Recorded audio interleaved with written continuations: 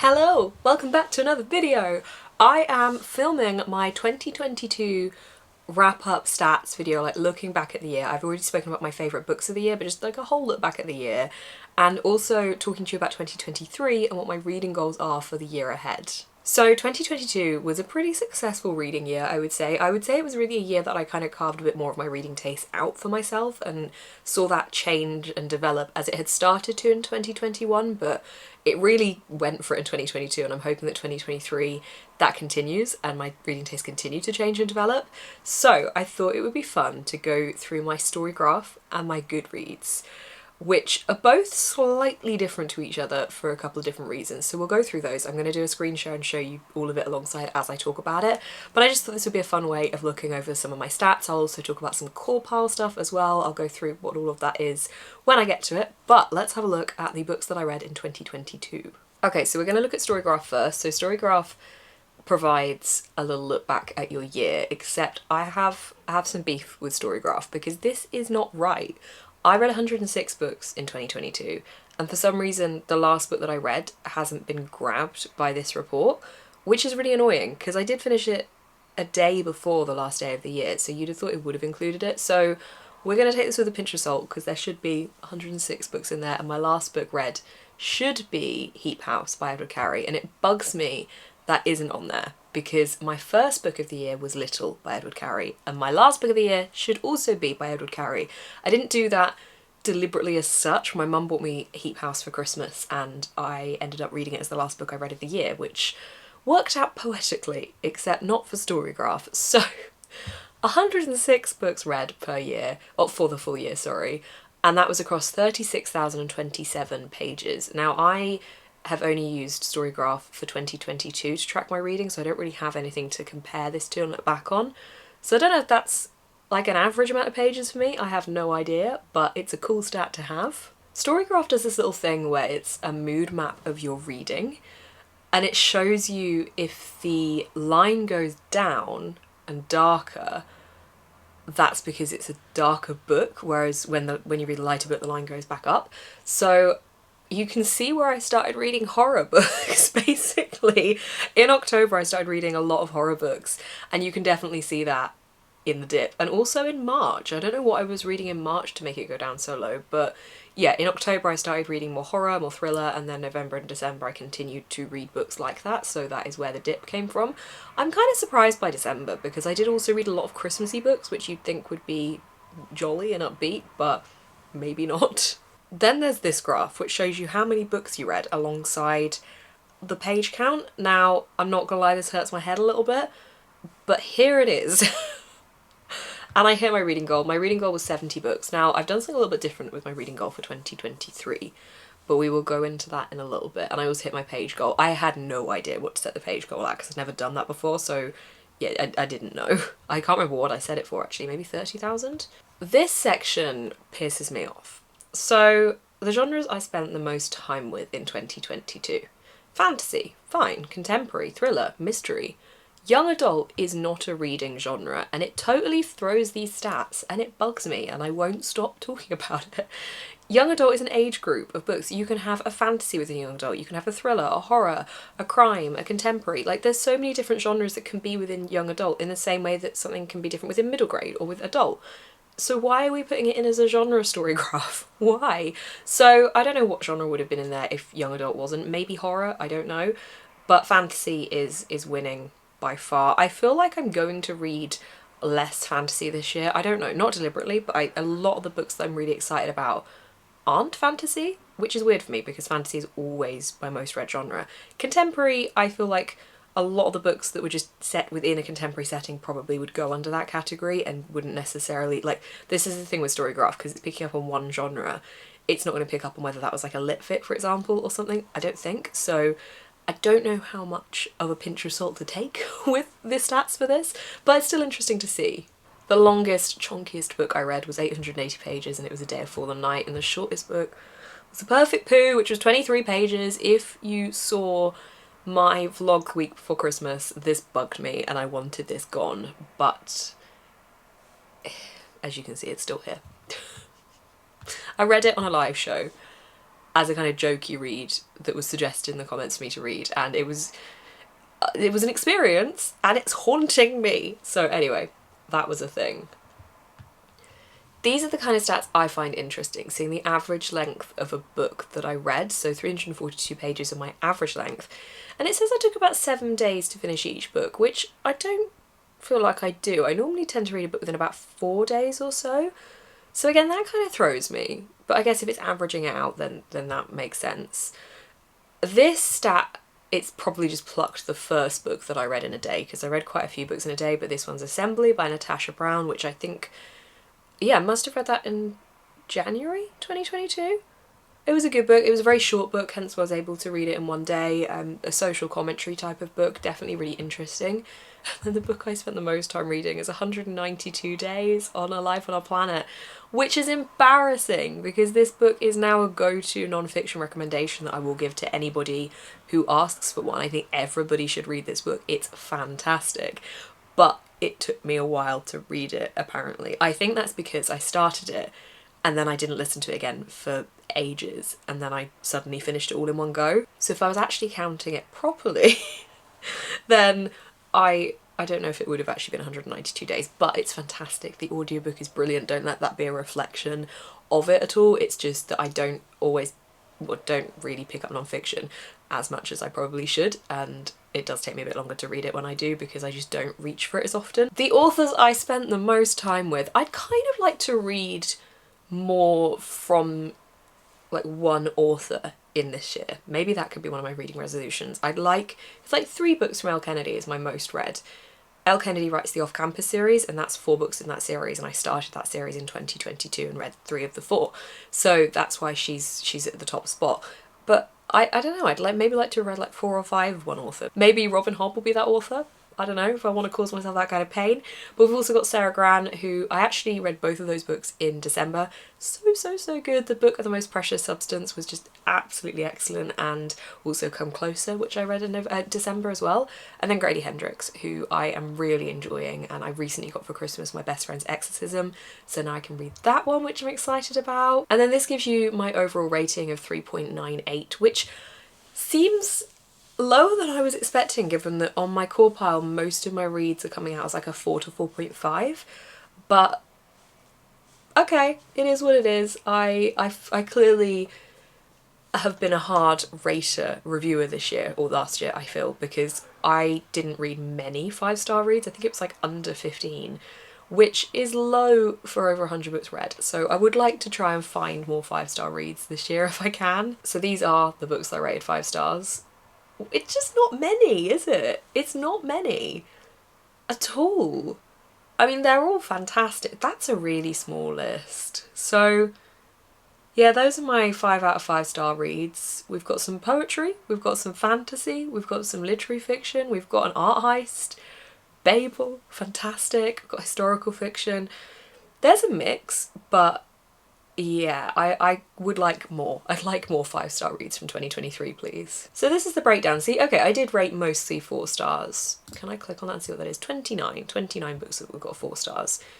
And then 25, 4.5. And then yeah, 14 5-star reads. The Winter Garden was really good. That was like the last book of the year that I read that was a 5-star. And that was really good. Apparently February was good for 4.5 stars. And in October I read the most pages. That's because I read the most books in October. What's this section? Oh, most shelved, least shelved. Okay, so most shelved is Circe, which doesn't surprise me. I mean, it's a very popular book. I'm glad I finally read it. It's a very beautiful book. Least shelved is The Things I Learned and the Things I Still Don't Know About by Talitha Wing.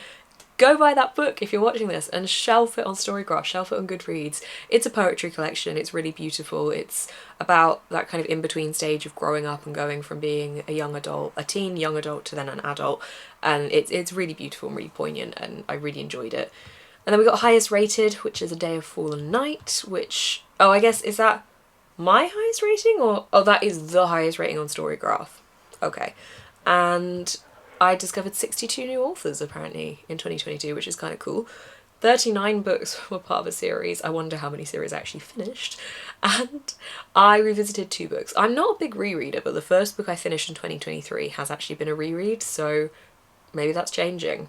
And I only DNF'd 2 books, so that's not too bad. I can't actually remember what the other book I DNF'd was. Was it The Man on Hackpen Hill? I can't remember. And I read 95 books from my own shelves. Well, see, that's just because I started logging books as owned anyway, so that kind of makes sense to me. And that's trying to plug me to get the Plus subscription. Does anyone have the Plus subscription of Storygraph? What even does that include? Anyway, these are all the books that I read in 2022 at a glance. I definitely see how my reading changes the further into a year I get. Like, the start of the year, the books are very different. They're the kind of books that I start the year and I'm like, right, I'm going to read way more of these kind of books. And then I see them all in January and then I'm like, well, why am I not consistent with this? Because then it changes. But yeah, you can definitely see the first row of books here are a different tone to then like the fifth or sixth row, for example. But this is a little bit of a glance. Oh, I think, no, I didn't DNF this. No, I didn't. I just rated it really lowly. Ghost by Jen Ashworth. I didn't enjoy that one very much. Oh, this is when I went to Corfu. I read The Appeal, The Book of Two Ways, and My Family and Other Animals. That was so good to read that over there because it's all set over there. I love looking back at it like this because I really did read some absolutely fantastic books. The fact that The Perfect Pooh is sat below Babel and above David Attenborough. I'm so sorry, David. She's literally like almost shitting on his head. Why? If that book has a sequel, I am not reading it. I'm just saying that now. That time I read The Love Hypothesis because I wanted to see what everyone was talking about and it was fine. Cersei, at last. I'm so glad I finally got to read that. Also, The Lore Olympus Volume 2 was so good. I love being able to look at it like this. This is a nice way to be able to chat about it as well, because I would, like, if I was not scrolling through this, I wouldn't necessarily remember each and every one of these books' words. My Heart's a Chainsaw I didn't really love either, actually. That was kind of one that let me down. I've seen some mixed reviews on that one. This is when I went to Mull and I read The Last Girl to Die, which was set on the island, so it was really cool to read that whilst I was there. My Grady Hendrix obsession continues. Oh, and yeah, we're obviously in October here. All the horror. I mean, not all the horror, but a fairly decent amount of horror. And then we get into Christmas mixed with random historical fiction and some thrillers. See, it's got a heap house there. Why are we not including this in the initial review? Anyway, that's Storygraph. That's my stats. Shall we have a look at Goodreads? So Goodreads gives us The Perfect Pooh up front and centre. Thank you, Goodreads. I read 106 books. Goodreads is correct. So most of these stats are probably going to be really similar, but we'll just have a little look and see how they compare. This book is The Things I Learned and the Things I Still Don't Know About, but it just doesn't have the artwork on it, which is annoying, but 24 people have shelved that on Goodreads. Again, go buy the book, shelf it. Goodreads is highest rated is A Day Full of Night, of course, still. This is where I like it because we've got my first review of the year, and then if we go all the way down, we have my last review of the year. Yay! So it does work out on Goodreads for me. Oh, is that literally it? Have I done the Goodreads review? Because then it's all the 2022 books I read. Okay. Well, that was a lot quicker. However, I did also load up this because I thought this would be cool. So this is a look at the books that I've read over the years. And I find this really interesting to look at. So I have always read books. I've always been a reader. I've always had a book with me. I've never been without books. And especially when I was a young girl, I was constantly reading, constantly finishing new books and having to be brought to the bookshop or the library to get more. So I find this really interesting because I started tracking my reading in 2014 on Goodreads. I created my Bookstagram account in 2016. Yesterday was actually my 7-year Books Nest anniversary. So you can definitely see the jump. So I went to uni in 2013, 2014 and 2015 and finished in 2016. So you can see me being at uni and me being really busy with uni and then me stopping that, but also me starting Books Nest. And what happened basically and like how much I read. 2018 I did a fair bit of travelling and was quite busy in that year, which I think is why that one dips. But then some stuff happens. So 2019 was a very weird year for me. It was like simultaneously one of the best and worst years of my existence. My relationship ended. I was in a relationship for 5 years and it ended like really suddenly and it shocked me. And that was at the start of the year and I kind of just thought, well, that's it. That set the tone. Like I was miserable and heartbroken and obviously felt pretty shit. But I then ended up having the best second part of the year and did all these things and did all these bits of travelling and felt really empowered, and I think I really needed to do that. And I didn't do it deliberately thinking this will make me feel better. I wanted to have fun and I did, and it was great. Anyway, 62 books in 2019 and then COVID hit. 102 books in 2020. 135 in 2021.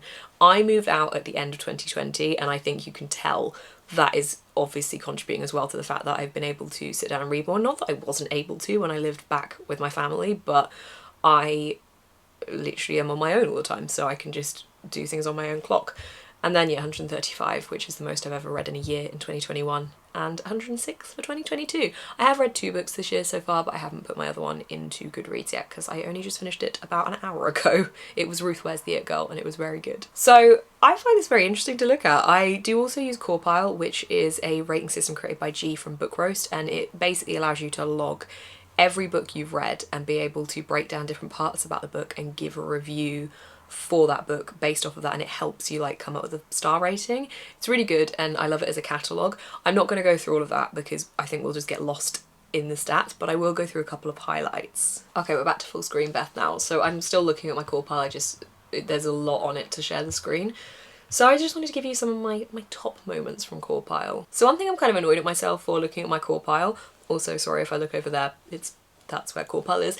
One thing I'm kind of annoyed at myself for is my lack of reading translated fiction. This is something that I have been striving to try and do more of every year, and I just didn't last year, and I don't know why, and I'm really mad at myself for that because I really wanted to, and I started off doing it and then it just didn't happen. So this year I want to try and do more of that. I will go on to what my goals are, but I want that to be something that's in the back of my mind. I'm not putting it as a set goal because of one of my other goals. It'll make sense, but I definitely would like to read a lot more translated fiction over the years. What I find interesting is seeing the age category breakdown. So 73% of the books that I read were adult books, 20% were young adult, and 2% were middle grade. Now that obviously has point percentages. I'm not rounding up or down, so that math might not exactly make sense, but that's what Corpile's giving me. So I definitely have noticed that I'm reading a hell of a lot less YA now. I have seen that happen within the past few years. I've definitely been changing my reading taste, as I've been saying. Everything's been growing and changing and evolving, and I think one of those things is the age genre that I'm reading, and I still love YA. I love reading middle grade. I think there are beautiful, beautiful stories out there. I don't think it matters what age group it's targeted for. If you want to read a story, then that's great and you should be able to enjoy that. But I'm finding that my own personal reading tastes are just kind of shifting a little bit. I was finding that a lot of the YA plot lines were becoming samey, not all of them by any means, but I just wanted something a little bit different and to mix it up a little bit, and I feel like I've definitely done that, and I think that is reflected in my stats for 2022. I read 65% of books that were standalones this year, or last year, sorry, I keep saying this year, which I'm fairly pleased with because I do want to stop starting new series, but at the same time that means I'm not finishing series. So there are so many series for me that are still floating about in the series sphere. I don't think that's a word, but there are so many I haven't yet finished that I really probably should try to finish. And if I'm not going to finish them, I should just accept that I'm just going to DNF them. 76.4% of the books that I read in 2022 were written by women, which doesn't really come as much of a surprise to me. And it was pretty much a split of new authors and read from before, which we learned from the Storygraph report as well. I read from 97 different authors. Now, given that I finished 106 books, that means that I really did read from new authors rather than revisiting the same author more than once within 1 year.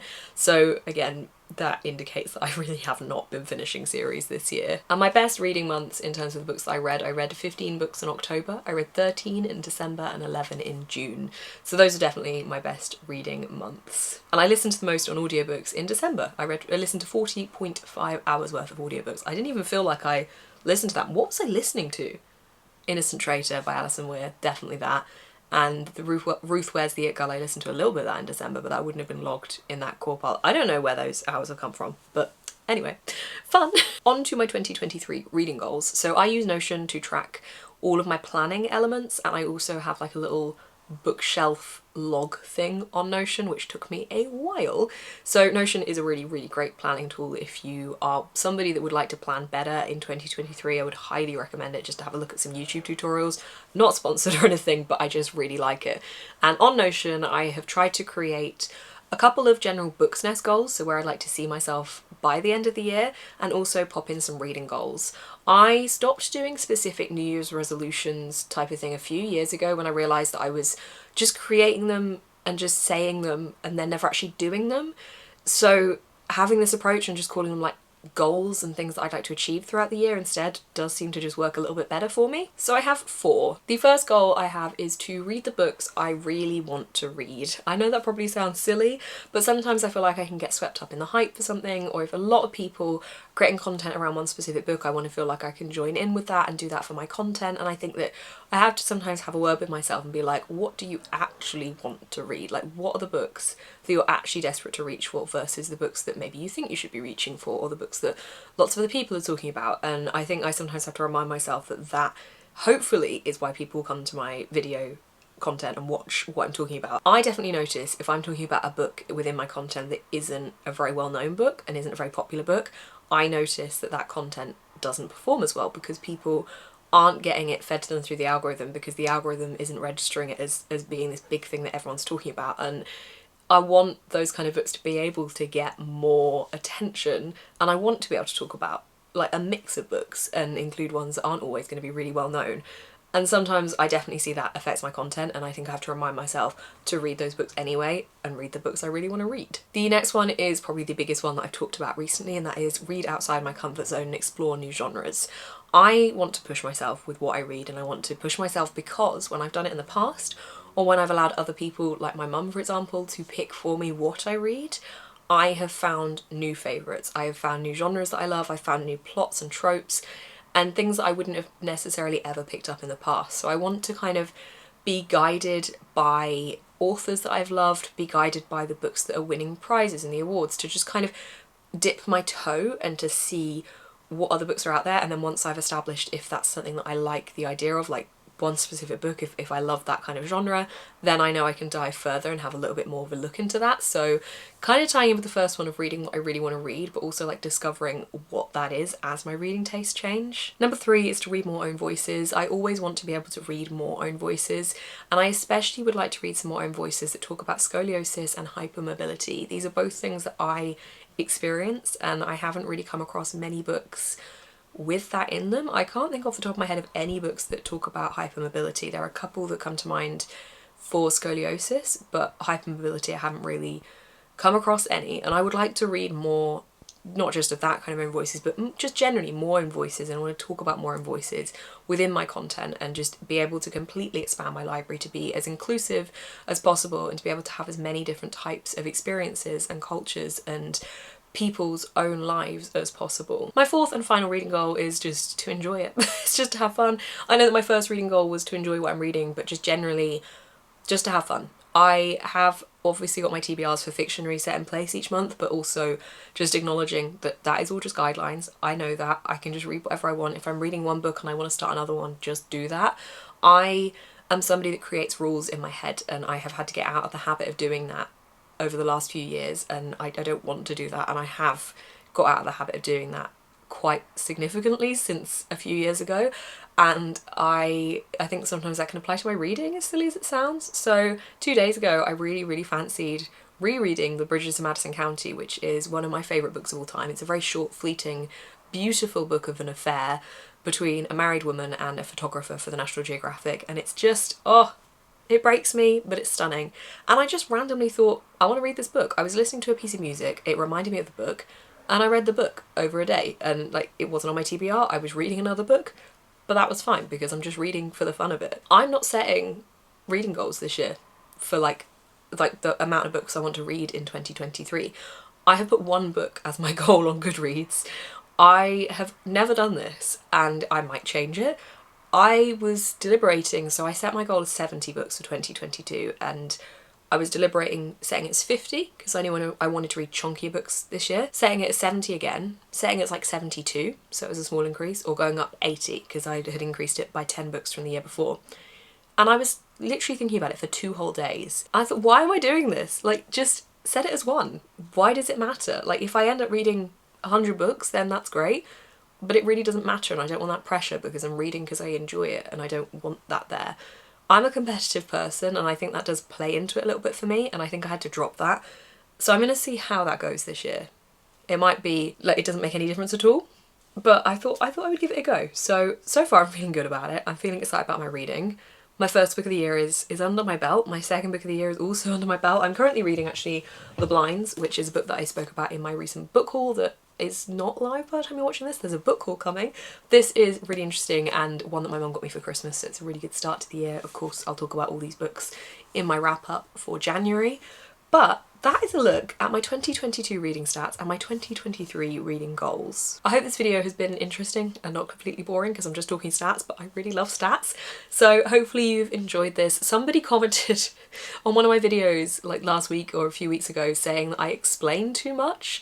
Now, I know I talk a lot, I know that, and I know I talk fast, but I just get passionate and get caught up in my words and enjoy it, and I know it's a thing I do. I'm very aware, but I mean, hopefully you're watching my content because you like it and you don't mind and you accept that I just talk too much. But hopefully you are ready for another year of fun content. I am so excited. I'm really planning to do a lot of readathons with my patrons this year, which I'm really excited about. So that is available to all tiers. I do weekly live shows, which is the Hobbiton tier onwards, but I also do quite regular, hopefully quite regular 48-hour readathons. I started doing them at the end of last year, and I've got one, as of filming this, I have one coming up on Saturday and Sunday, the 7th and the 8th I think it is. So if you're watching this on the day it's out, we're in the middle of a readathon, come join. But it's available to all tiers if you do want to join. I will be doing them quite regularly to try and get as much read as possible and just enjoy everything I'm reading. So yeah, here's to another reading year. I hope you enjoyed this video. If you did, please do give it a thumbs up. Comment down below what your reading goals, what your hopes for the year ahead are, and if you had a happy new year, a hopeful new year. You could have a hopeful new year. If you had a happy new year, let me know what you got up to at New Year's. You can also subscribe to see more of my face and see me throughout the year and hopefully see some exciting new content. I am trying to plan a bit more in advance at the moment so I can think on a wider scale about the videos I want to create. And I have a video series in mind that I want to do, and I'm really excited, and it involves book shopping. And that is all I'll say for now, but I'm excited. Lots of exciting things are happening. Link down below is where you can find my Patreon sign up and also my online shop. Thank you so much for watching. Keep smiling and stay positive.